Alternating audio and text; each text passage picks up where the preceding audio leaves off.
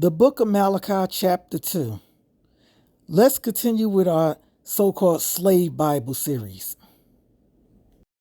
Verses 1 through 4. The Most High is letting the priests know this command is for them. He is warning them to take heed and to honor his name as Yahuwah. The Most High said he was going to curse the priest's blessings because they didn't take his command seriously. The priest's seed would now be corrupted, and they would be cast out like the unclean waste from the sacrifices that they were sacrificing. Verses 5 through 7. In verse 5, Yah is letting them know that he had a covenant with them, with the priests, he promised them life and well-being, and that is what he gave them. And they used to reverence him like they should, and they spoke the truth of the Lord out of their mouths, and no iniquity was found on their lips, and they turned many away from iniquity. The priest is the messengers of Yahuwah and should seek the Lord and speak the Lord and knowledge out of their mouths. Verses 8 through 9. But these priests, unlike those of old, had departed from the way and caused many to stumble at the Lord and corrupted the covenant Yah had made with Levi. Yah despised them because they didn't keep his ways, and they were brought down before the people. Verses 10 through 12, Yah now warns Judah about their unfaithfulness and how they treated each other as brothers by breaking promises to one another.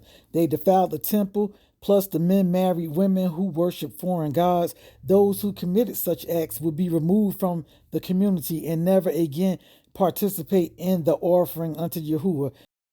Verses 13 through 17, Yah is saying how they have covered the altar of slaughter with tears, weeping and crying because he no longer regards the offering, nor receives it with the pleasure from their hands.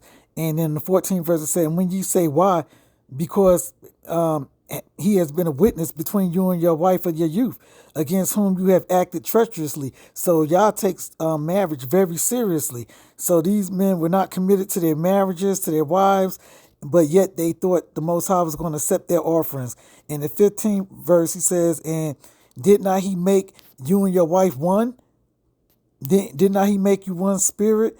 And then he says, so you shall guard your spirit and let none act treacherously against the wife of his youth. And then he says in the 16th verse, for he hates divorce. He hates divorce in Israel. And the one who covers his garment with cruelty, with the cruelty of hosts. So you shall guard your spirit and do not act treacherously. Chapter 17, in our conclusion, the Most High, they worried the Most High, and they was asking, how do we worry you? Because they kept saying everyone who does evil is good in the eyes of Yahuwah, and he delighteth in them. Or they would say, where is the Elohim of right ruling? So we see that those who enslaved our ancestors would not have wanted them to have access to the book, to Malachi chapter 2, because it contains strong indictments against corruption, injustices, and broken covenants. Until we meet again, be blessed, and we'll go through chapter 3.